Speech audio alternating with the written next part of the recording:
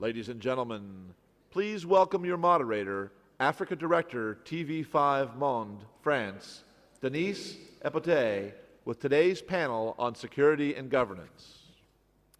Bonjour et merci de prendre part à ce nouveau panel qui nous réunit ce matin et qui porte sur les impératifs de sécurité et de gouvernance. Je me réjouis d'animer un panel où les femmes sont très bien représentées. Je vous demande d'applaudir pour elles. Mais pour commencer, je voudrais laisser la parole à Brahim Fassifiri du think tank Amadeus au Maroc. Merci, Excellence, Mesdames, Messieurs. Je suis Brahim Fassifiri, président fondateur de l'Institut Amadeus, qui est l'un des principaux think tanks en Afrique et dans le monde arabe. Je m'associe à Richard Attias à l'occasion de ce New York Forum en tant que partenaire, puisque l'Institut Amadeus a produit pour le New York Forum plusieurs études, dont une étude sur la sécurité et le développement, que j'ai l'honneur de vous présenter en quelques lignes et en quelques mots ce matin, pour vous permettre, avant cette session de très haut niveau, de mieux appréhender les enjeux sécuritaires. Le président Boni Yayi, lors de la cérémonie d'ouverture, a insisté lourdement sur l'importance des enjeux sécuritaires sur le continent. Comme il l'a dit, plus de 90% des dossiers qui sont sur la table du Conseil de sécurité des Nations Unies sont des dossiers africains, et je parle bien sûr sous le contrôle du président Ping. Donc, Mesdames, Messieurs, pour permettre de mieux appréhender ces questions sécuritaires, je me permettrai de vous présenter quelques slides. Alors, le premier slide, c'est effectivement le nouveau djihadisme africain et cette fameuse bande sahélo-saharienne qui, comme vous le voyez, commence au sud de la Mauritanie et s'étend jusqu'au sud de la Somalie, jusqu'au golfe d'Aden et le golfe de Somalie. Comme vous pouvez le constater, cette zone est caractérisée par la présence de plusieurs menaces. La première d'entre elles, la plus connue, c'est la présence d'Al-Qaïda au Maghreb islamique, AQMI, qui est une extension du GSPC algérien et qui est aujourd'hui la menace numéro 1 dans la région, notamment au nord du Mali et au nord du Niger. Mais malheureusement, cette zone connaît effectivement d'autres groupes terroristes. Au nord du Nigeria, il y a la secte Boko Haram qui, elle, contrairement à AQMI, a plutôt un agenda national, qui est la mise en place sur le territoire nigérien de la charia, la loi islamique. Boko Haram a un modus operandi qui ressemble plus à un modèle de guérilla urbaine. Hier encore, il y a eu l'assassinat de 4 personnes au Nigeria.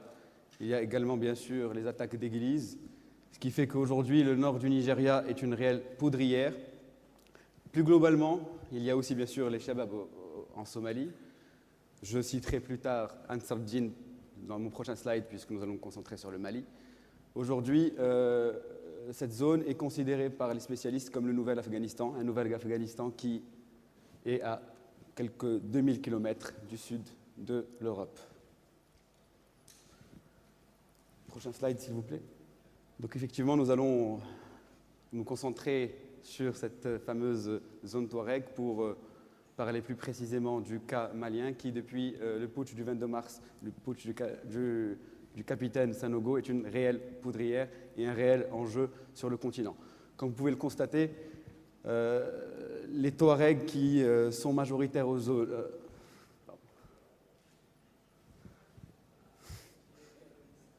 Oui, c'est pratique. Mais comme je la vois, je peux continuer, mais vous ne la voyez pas. Donc, on va y arriver. Donc, je meuble, mais sans carte, je peux difficilement parler. Je laisse quelques secondes à la technique pour, j'en suis sûr, rétablir ce qu'il faut rétablir.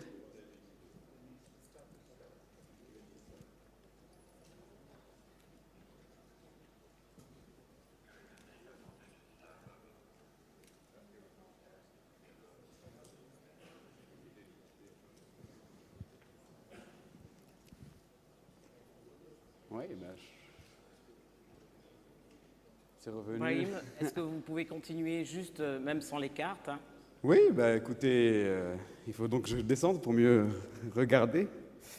Alors bon, mais c'est quand même assez difficile comme exercice, puisque l'ensemble de ma présentation est basé sur ces cartes. Moi, je vous propose de commencer votre séance. Ou alors on Et va peut-être reprendre la revenir, parole voilà, pour faire réagir les panélistes. Je vais d'abord les présenter, en commençant par l'extrême gauche, Louise Mushakiwabo, qui est ministre des Affaires étrangères du Rwanda. Bonjour Madame le ministre.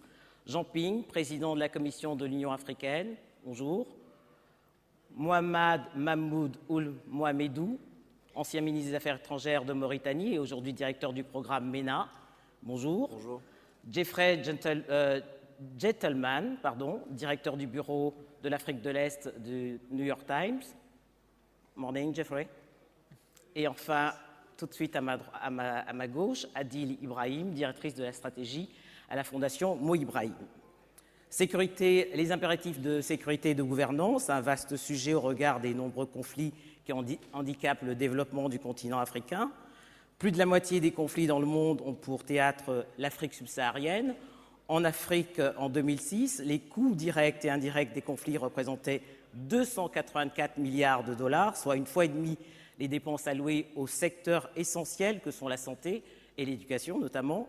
Certes, depuis 2007, le nombre de conflits est en régression, mais hélas, les coups d'État font encore partie de l'actualité du continent.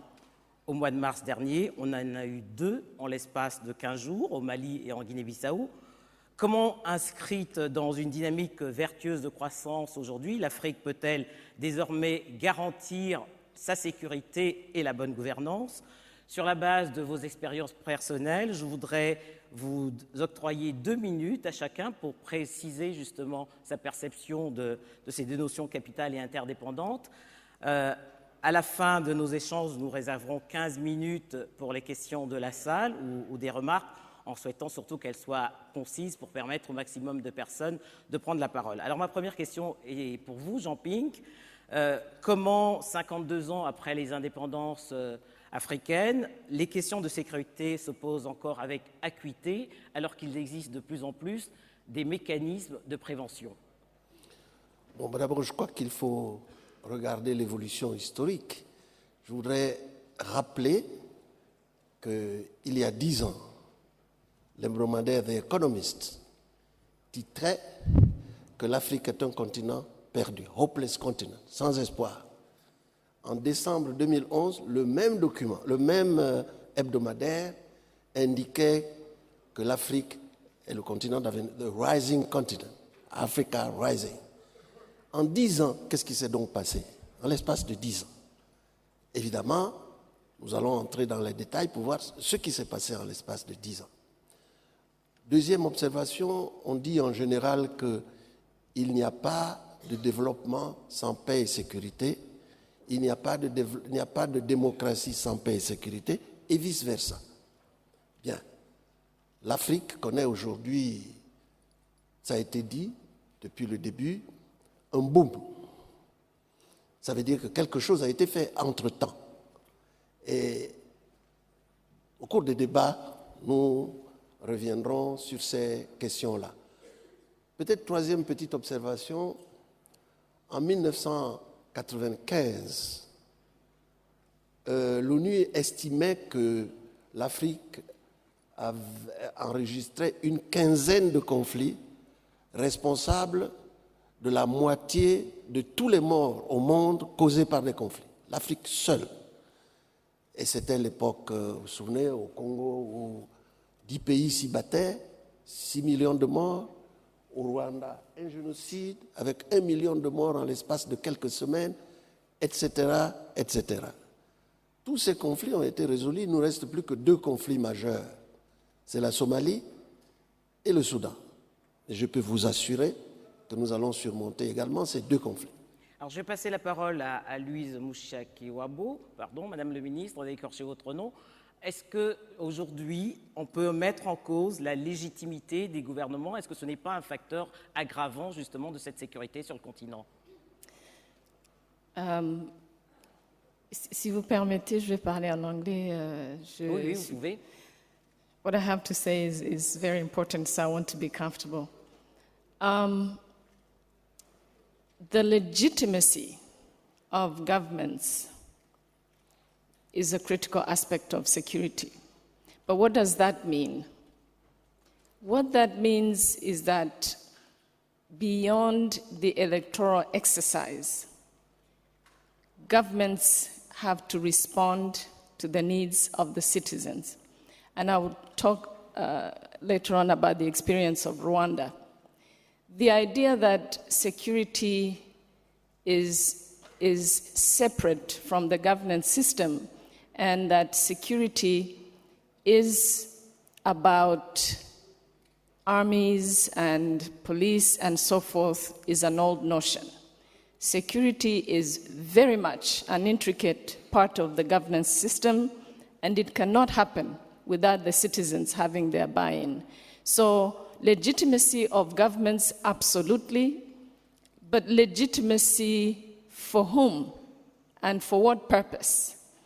Because we have seen in the last couple years alone, governments that were legitimate because they emanated from an electoral process. People had won elections.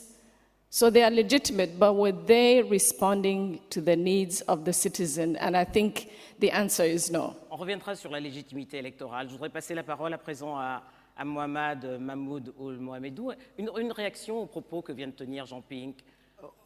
What I would say is that there's actually no exceptionalism to the security issue in Africa. We have heard over the past 2 days a lot of discussion about the need to have stability, to bring investors. Bob De Niro was mentioning it yesterday. We heard a lot of success stories. But at the same time, we have to also realize that there's real security threats.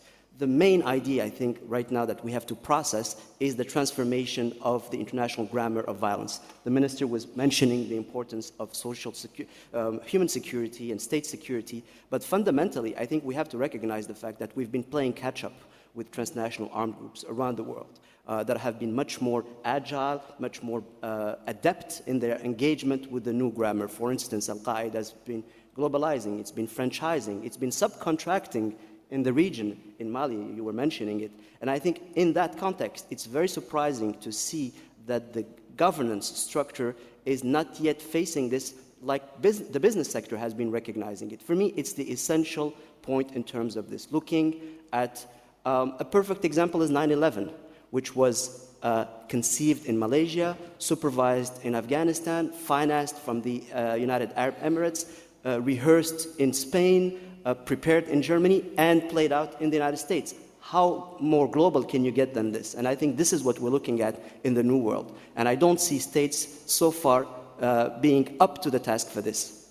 Jeffrey Gentleman, est-ce qu'il ne faudrait pas aujourd'hui, compte tenu malgré tout de ces échecs, parce qu'il ne faut pas se voiler la face, puisqu'on voit qu'il y a une résurgence des conflits, est-ce qu'il ne faudrait pas aujourd'hui inventer une nouvelle doctrine pour construire la sécurité? Parce que jusqu'à présent, la seule réponse de la communauté internationale, ça a été toujours l'option militaire pour résoudre les crises. Well, my job as the correspondent for the New York Times in Nairobi is to cover a large patch of Africa. And unfortunately, a lot that I write about is conflict and famine and civil war and rebel groups. I have tried to expand my repertoire, but these are the big stories in the region. And one thing that I try not to leave out is the role of the business community. And I think this does have a lot to do with security. I was in Kenya in 2007, 2008 when the country exploded because of a disputed election. And one of the key factors that kept Kenya from going down the paths of so many other African countries that have self-destructed was this very powerful business community that put a lot of pressure on the political leaders to come to a compromise. They made the point, and it's obvious if anybody visits Kenya, that there was too much to lose. And that was a very important moment to witness. I just came back from Mogadishu, Somalia, which has been mired in chaos for more than 20 years. And finally, there's a glimmer of hope. And a lot of this is being led by the business community. It's not a top-down government directed effort so much as a grassroots, more organic peace-building effort that's happening with business leaders that are opening up new hotels, new shops, new restaurants. The first dry cleaners in Mogadishu in 20 years just opened, which is seen as a real sign of hope. So for me, I usually spend my weekend with my kids or with rebel leaders or warlords. And I've heard that business leaders and entrepreneurs can be just as fierce and competitive. So I look forward to hearing more questions. Adil Ibrahim, quelle perception a-t-on de la sécurité aujourd'hui sur le continent au sein de la Fondation Mou Ibrahim? Thank you. As some of you may know, our foundation publishes an index of 120 variables for each African country. So I'm coming at this from a very data-driven perspective. And I would say, in line with a lot of my fellow panelists, that it's clear that there's been a huge amount of progress over the last decade. And our perception would be, in terms of economic growth, absolutely clear. Also in terms of national security, despite what you're hearing about Mali and Somalia, there's a lot of progress. And I think now we have to get to the second generation questions, not are our countries safe, is there conflict, is there growth? We can now take these things slightly more for granted. What we now need to be talking about are these issues of citizenship, as the minister said, how safe is a person walking down the street in their capital city? Because personal safety is getting worse in Africa. Even as states get more secure, citizens are getting less secure. So I think, and equally, GDP, wonderful that there's growth, but I don't think that really at the moment is translating into improved economic conditions for individuals, except in very few places. So my perception would be of general progress, but it's now time to switch to a newer narrative, a second generation narrative about progress for citizens.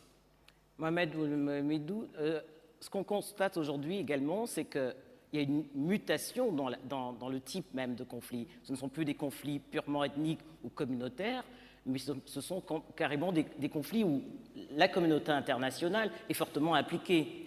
Oui, précisément. On a, si vous voulez, un dédoublement entre un certain nombre de causes. Vous avez, par exemple, prenons l'exemple du Mali, qui est un cas très intéressant, et un cas peut-être même nouveau. Hein. C'est un cas d'école aujourd'hui. Oui, aujourd'hui, je crois, et qui nous amène vers un terrain un peu incertain. Nous avons, d'une part, une logique, si vous voulez, ethnique, donc qui remonte au siècle dernier, la cause des Touaregs.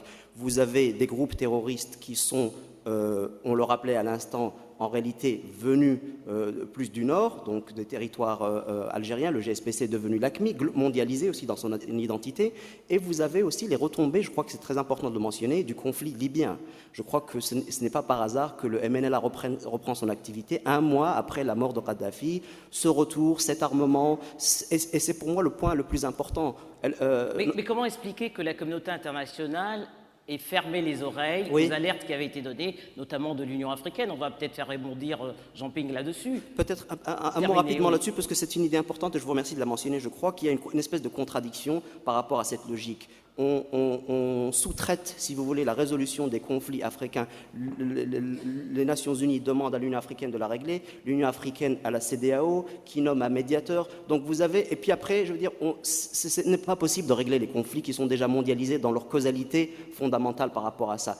D'autant plus qu'ailleurs, d'où un peu une double vitesse. On peut avoir des conférences internationales sur la Libye, des conférences internationales sur la Syrie. Donc il faudrait prendre acte du fait qu'on a fondamentalement des causalités qui sont imbriquées à tous ces niveaux et agir en conséquence. Jean-Ping, une réaction?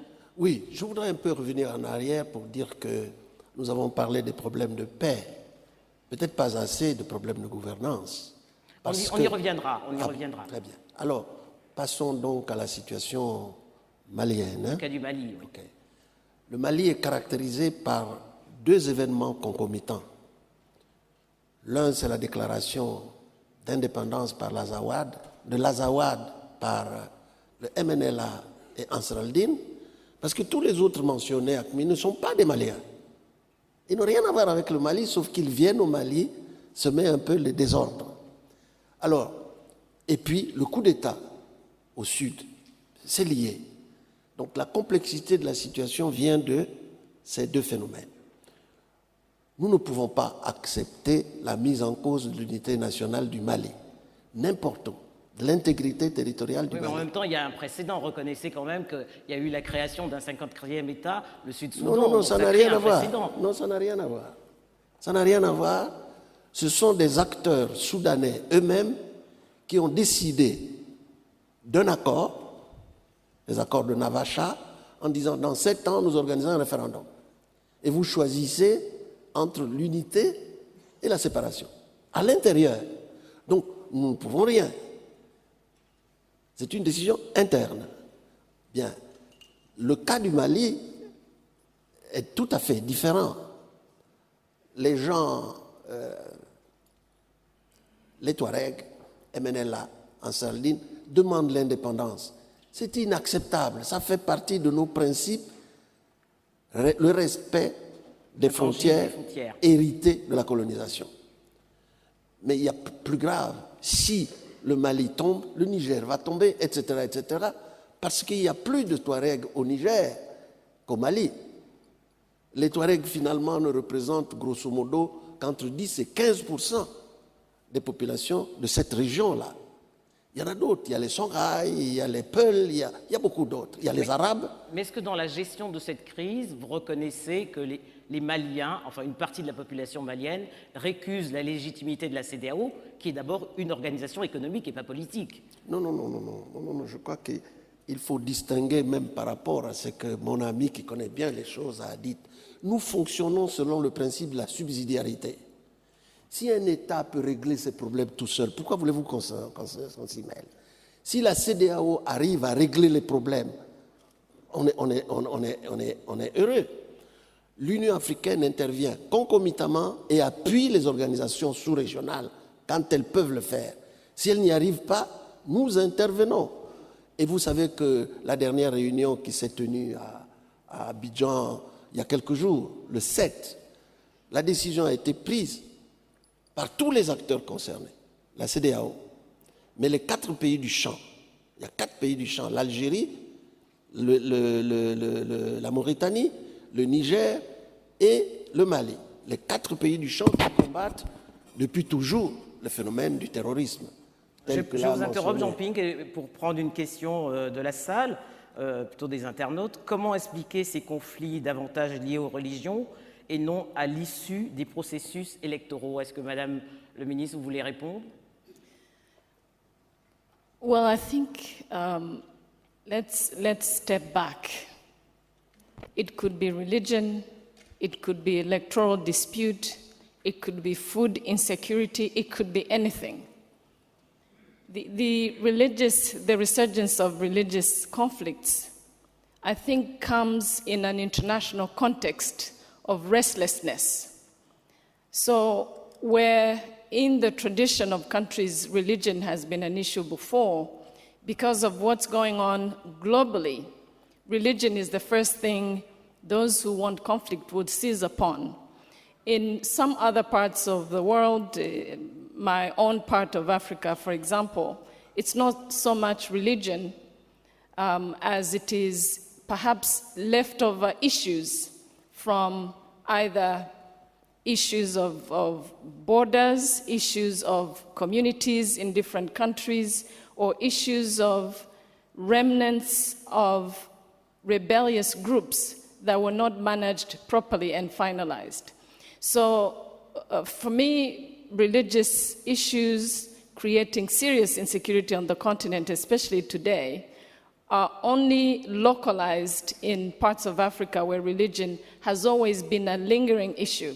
In other parts, it's going to be any other aspect of disagreement within the country or the region.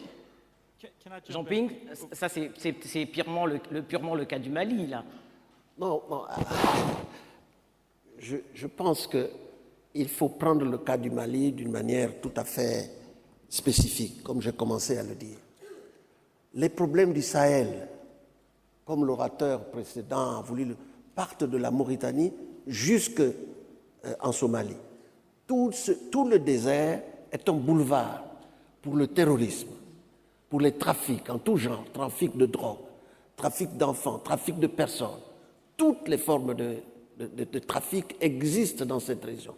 La cocaïne vient de Venezuela, de Colombie, traverse dans l'Ouest africain. Le marché final, c'est l'Europe. Donc l'Europe ne peut pas dire qu'elle n'est pas concernée. La drogue est destinée au marché final en Europe.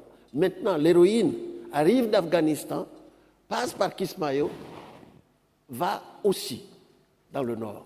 Donc vous voyez, il y a toute une forme de situation qui interpelle tout le monde, interpelle la CEDEAO, interpelle les pays du Maghreb qui sont concernés par le terrorisme, interpelle la Libye qui est à l'origine de ces questions-là, le Tchad, le Soudan. Et puis qui on enlève? C'est des Européens.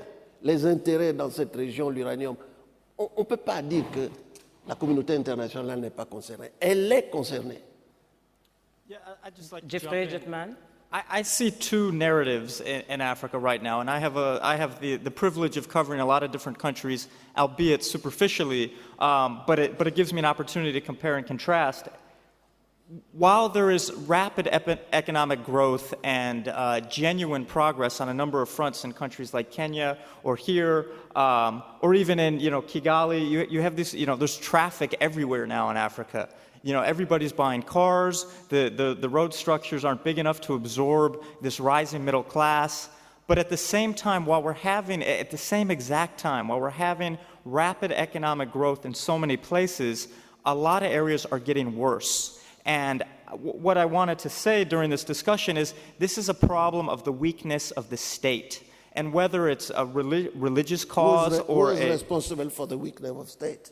Well, that's a long discussion, but whether it's political or religious or ethnic, the only places where you're having these tensions blow up into full-fledged rebellions are places where the state is very weak. And you can look at Rwanda, for instance. They've done a remarkable job. There's, all of its neighbors, or many of its neighbors, have rebel groups that operate freely, that rape women. One of the big issues that I cover is this horrible epidemic of the rape of women in Congo. And, Rwanda's right next door, and that's not happening. They have a strong central state. They've had a history of that, but they've also established that. In Kenya, for instance, you have a religious movement right now chafing to break off a piece of the coastline. It's called the Mombasa Republican Council. It's not taken very seriously because Kenya has a strong sense of state. And what I see, like Congo, for instance, this is a country that could be one of the richest, most blessed countries in the world. They have diamonds, timber, water, every mineral you can name. We have to go to the root causes of the problem. We have to go to the root causes of the problem. Well, you know that Washington consensus tells us that the state should disappear. You know that. State should disappear. Everything should be left to the market.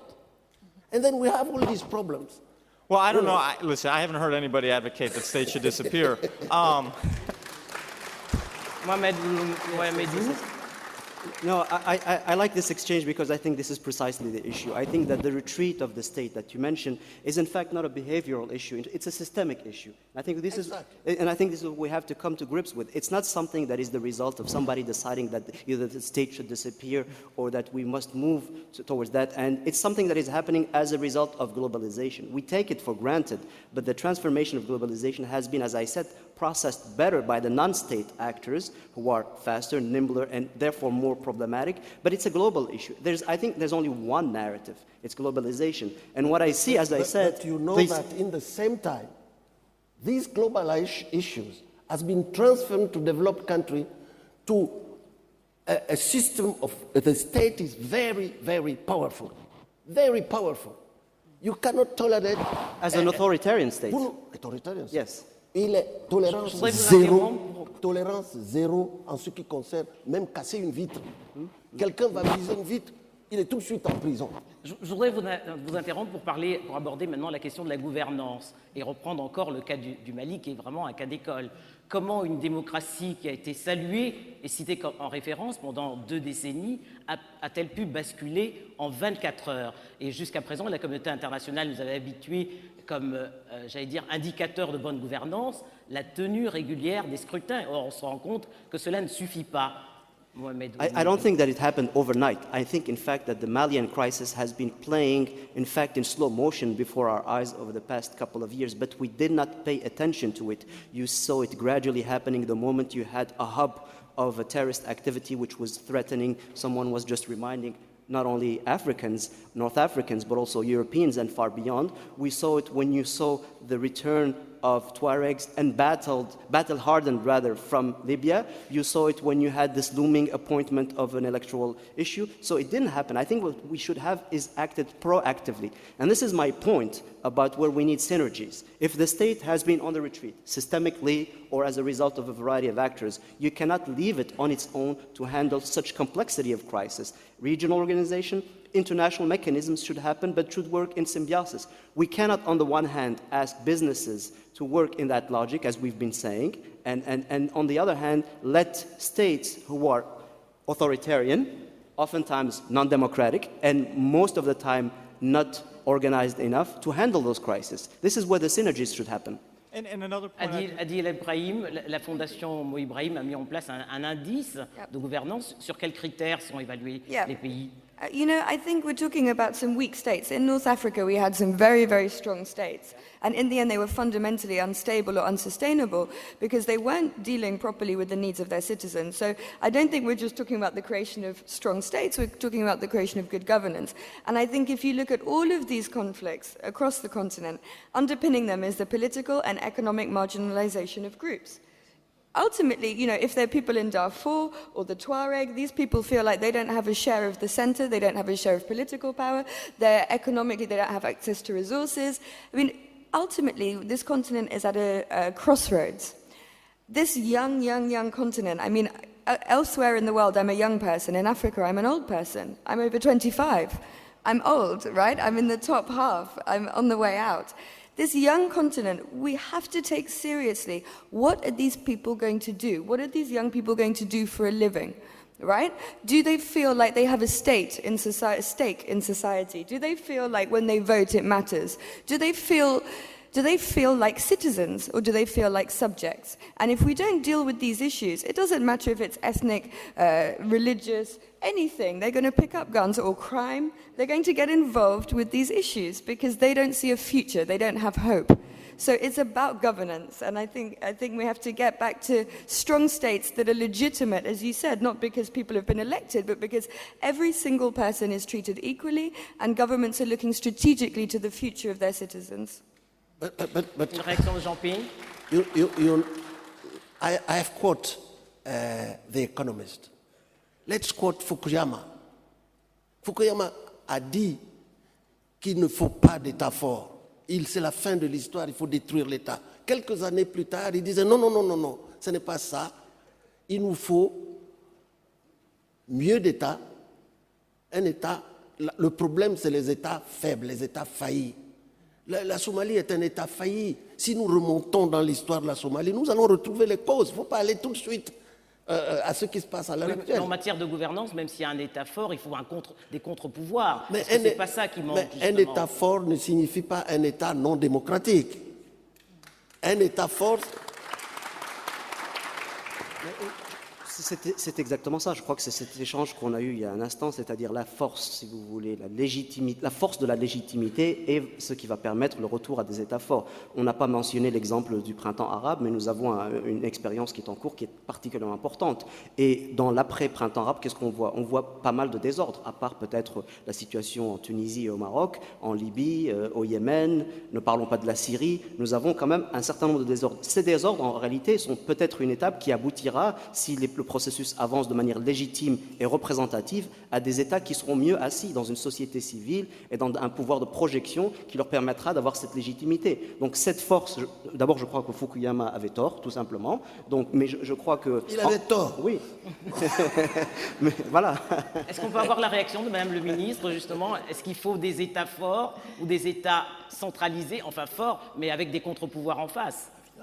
There is no question in my mind that we need states that are strong in the sense that they are responding to the needs of the citizens, not that they are dictating or disenfranchising citizens. There is no way around it.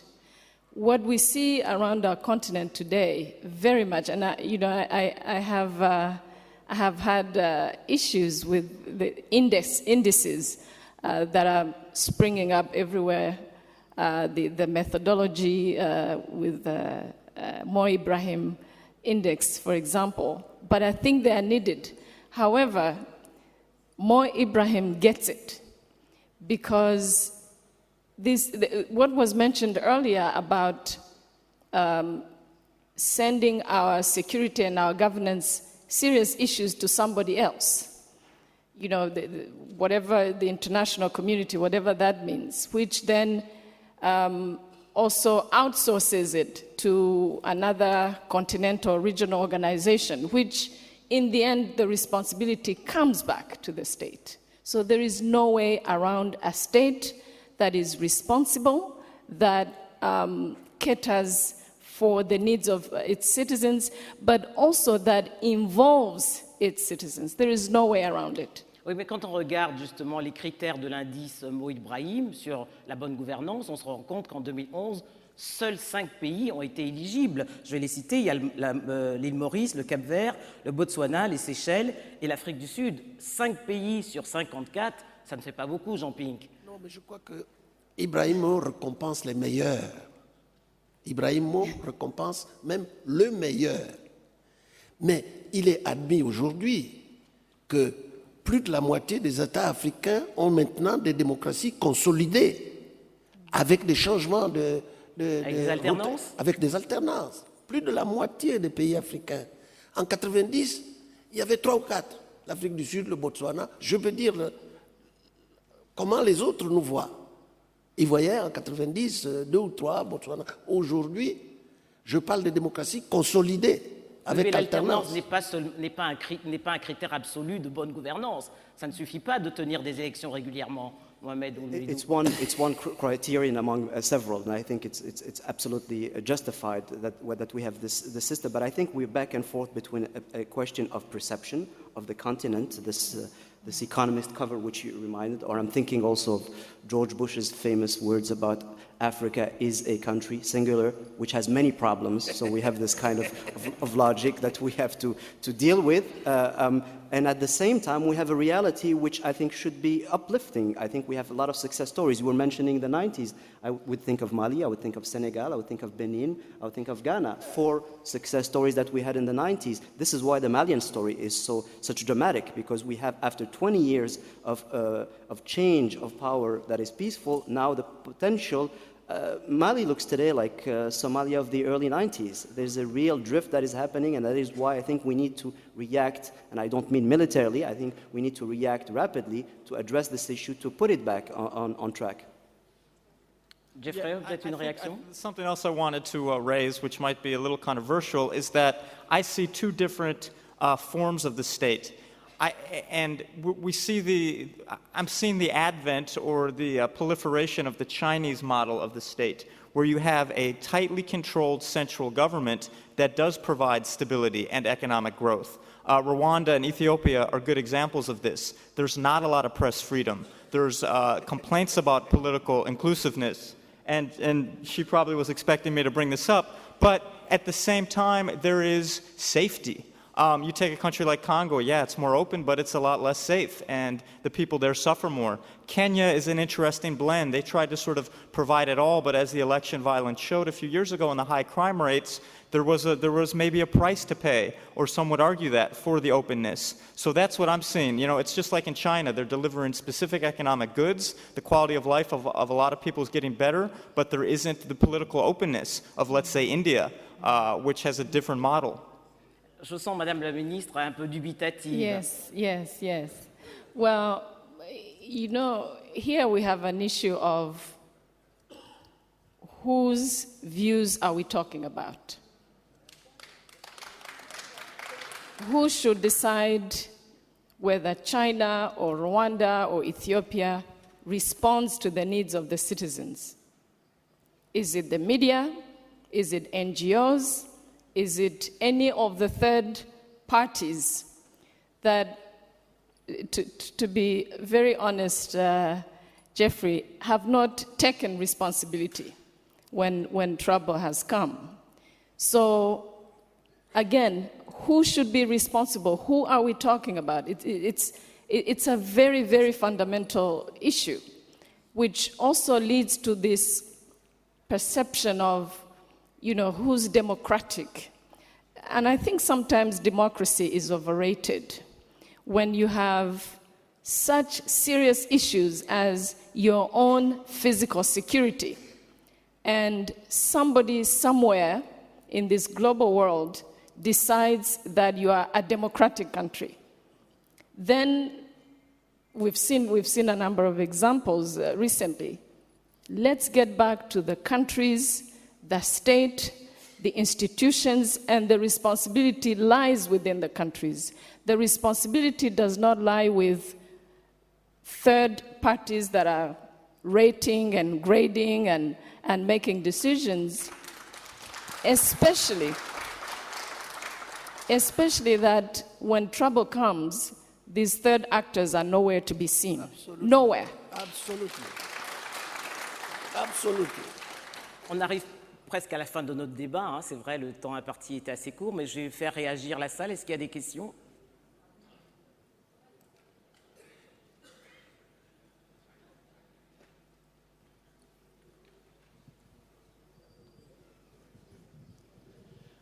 Je voudrais poser cette question à son Excellence M. Jinping. Tenant compte que la plupart des sociétés chinoises voudraient en donner encore un investissement aux pays africains, quel est votre avis sur les années à l'avenir, la situation politique? Êtes-vous toujours optimiste sur cette situation? Est-ce qu'il y a encore des troubles, des conflits entre les pays voisins ou bien entre les pays internes? Merci bien. Bon, je crois d'abord que c'est très simple. Nous venons de dire que l'Afrique est en voie de pacification accélérée, en voie de sécurisation, même si ici ou là, comme la crise malienne, elle arrive. Mais prenons votre continent, l'Asie. L'Afghanistan, le Pakistan, c'est la pagaille. Est-ce qu'on a dit qu'on ne va pas investir en Asie parce qu'en Afghanistan, il y a la pagaille, parce qu'au Pakistan, il y a la pagaille?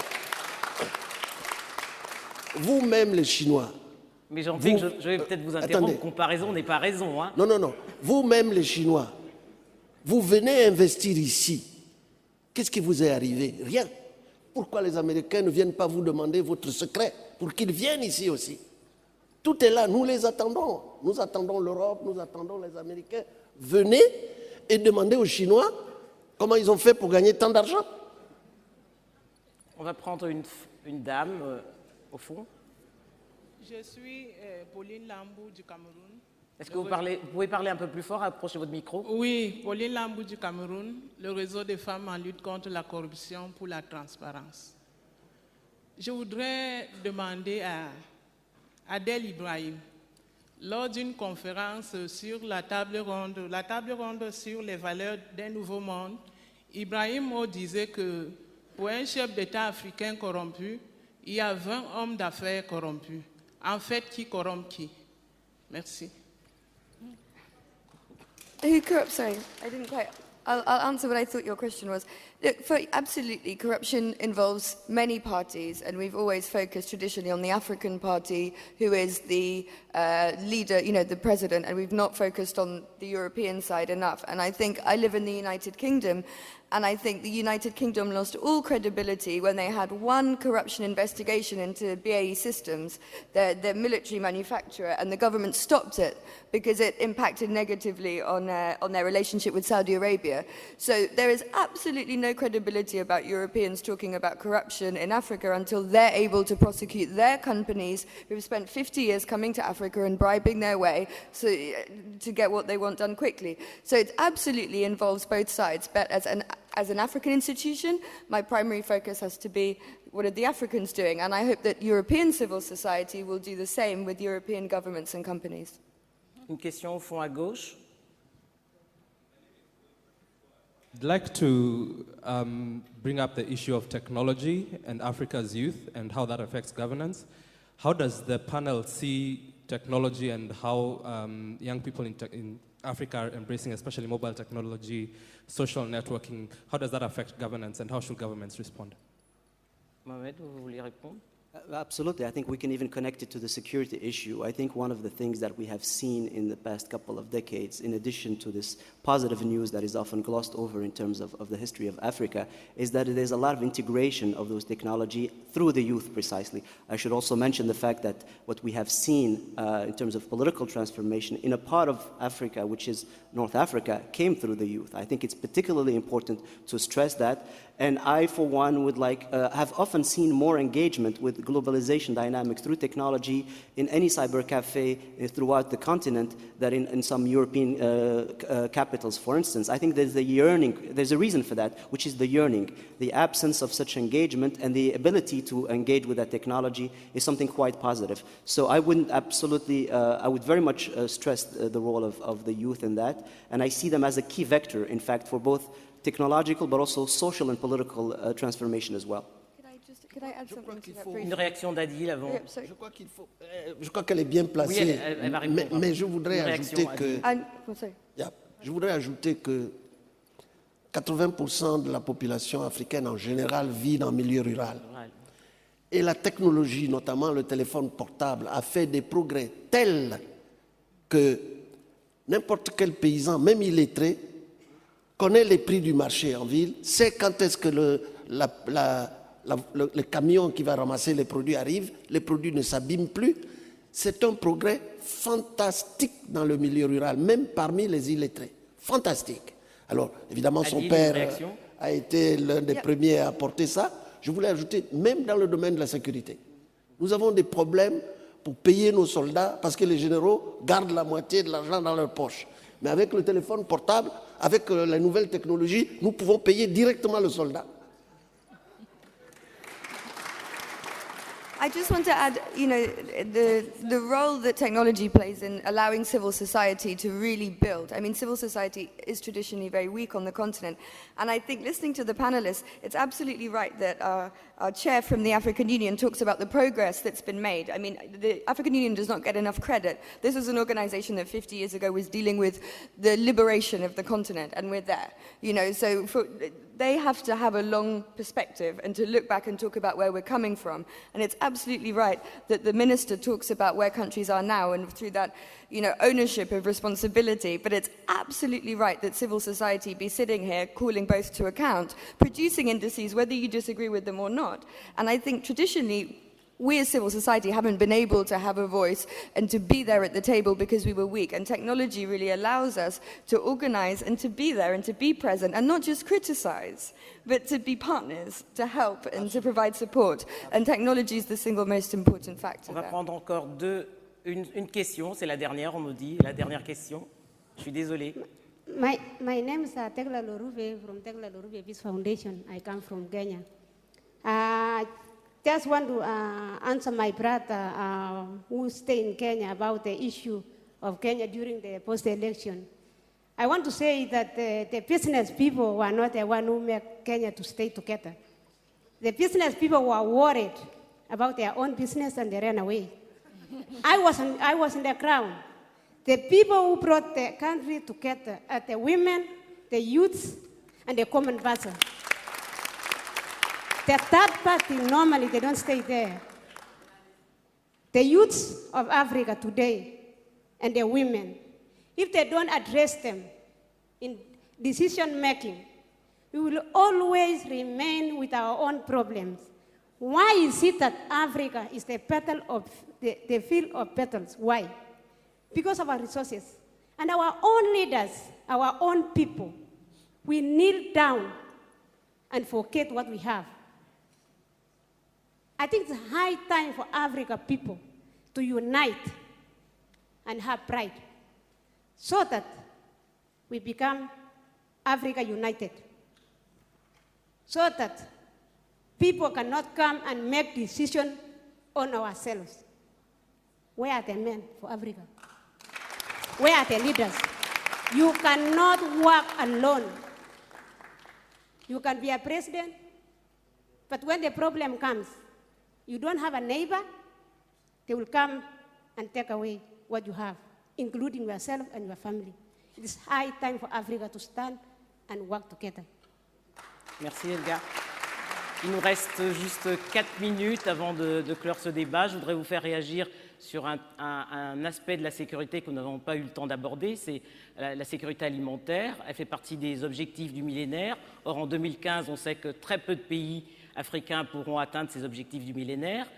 Or, elle sera une source d'instabilité également, Jean-Ping, pour le continent. Oui, comme je le disais tout à l'heure, les Africains résident à 80% en zone rurale. Ce n'est pas le cas du Gabon, mais en général, c'est 70 à 80%. Donc, si on veut réduire la pauvreté, si on veut réduire un certain nombre de situations, le taux de croissance est bien, parce que nous avons des taux de croissance de 6%, c'est bien, mais la pauvreté, la pauvreté n'est pas pour autant réduite par des taux de croissance élevés. Il faut qu'on arrive à se développer. Et dans ce contexte-là, l'agriculture, pour les raisons que j'ai évoquées tout à l'heure, représente un secteur important. Au G8, nous avions discuté de ces problèmes. À Camp David, c'était les situations de sécurité alimentaire. Donc, pour ça, il faut que l'État intervienne. Vous savez, nous avons pris, en 2003, nous avons décidé à Maputo que les États devraient mettre 10% de leur budget à l'agriculture, allouer 10%. C'est un objectif qui n'est pas encore atteint par tous les États. Il y en a qui l'ont dépassé, il y en a qui sont à 14%, mais il y en a qui traînent derrière. On la traîne. Voilà. Et les ministres des Finances, je pense qu'il y en a ici, ils sont généralement réticents à mettre en œuvre cette décision qui a été prise par des chefs d'État. Donc, pour cela, il faut faire quelque chose en direction de l'agriculture. Voyez, on parlait tout à l'heure de marché. Qui va construire les pistes en zone rurale? C'est le marché? Jamais. C'est l'État. Il faut faire quelque chose dans cette direction-là. Il faut pouvoir maîtriser les chaînes de production. Il faut maîtriser la gestion des sols. Il faut maîtriser la gestion de l'eau pour résoudre tous ces problèmes-là. C'est très important. Il reste 2 minutes et 19 secondes. Alors, chacun, vraiment en 30 secondes, un mot de conclusion, Madame le Ministre, sur ces deux aspects, sur les impératifs de sécurité et de gouvernance sur le continent. Thank you very much. I want to conclude by coming back to some of the aspects of our discussion this morning. One on which I would insist is that citizens, ownership of all citizens is key to security, it is key to governance, it is key to advancement. Second, I'm very happy to see my sister and by the way, celebrated athlete talking about the role of women. In Rwanda in particular, the progress we have seen in the last 18 years in security, in general economic advancement, should be attributed to women. So En 30 secondes, Mohamed Oulmedou. Very quickly, I think that there's very good news by and large. I think that, and the good news is that it's locally produced by the youth, by women. Secondly, I think we need to be much better at understanding the new context. I think the globalization of the issue is the centerpiece of this. We didn't mention other crises that are happening elsewhere in Europe, in the United States. There's a kind of a threat that is global. Thirdly, I think we should find a way to capacitate the state, but to do so as to build its democratic component, not to go back to a strong state because it's authoritarian. And finally, I think the only way you can do that is through symbiosis, bringing partnerships at all levels. Jeffrey, 10 secondes. Very quickly, I think a message we're hearing is inclusiveness, whether it's people in rural areas, whether it's women, whether it's youth. And when we talk about youth and this youth bulge and all these young people that are on the internet and on Facebook, I get a little frustrated because Africa also is home to some of the longest standing leaders who haven't left office for decades. And if you look at Mugabe, if you look at the president of Angola, the president of Equatorial Guinea, there's going to be some collision at some point. Alors le mot de la fin sera pour la jeunesse et on laisse la parole à Adil. Look, Africa is open for business, but please let's make sure that investors coming in do not invest in a way that further undermines the state, but rather contributes to dealing with these issues of inclusivity that we've talked about. Merci beaucoup et merci à tous les panélistes.